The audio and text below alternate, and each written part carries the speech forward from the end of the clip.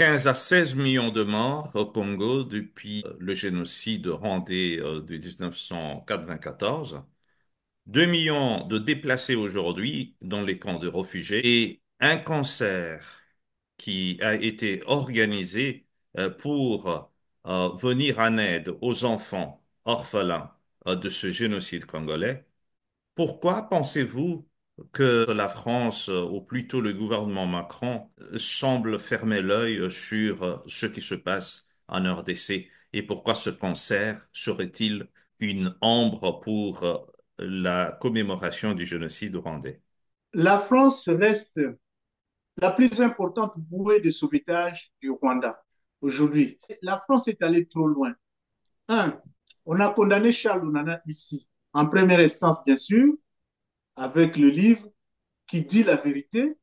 On a empêché ici la projection du film de Gilbert Balfou, Les silences des crimes oubliés.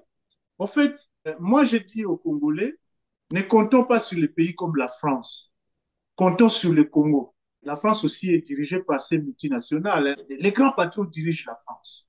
Et ces grands patrons ont des intérêts dans les pays comme la RDC. Et on sait que pour ce qui est du gaz, l'armée rwandaise est utilisée au Mozambique par l'entreprise Total.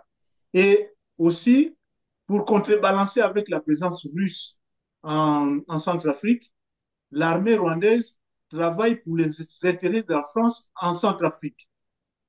Vous voyez, donc la France reste très attachée, scotchée au Rwanda, en espérant que tout va pouvoir s'écrouler au Congo et ils vont pouvoir récupérer avec les Rwandais une partie de ce qui prétendent être leur dû au Congo.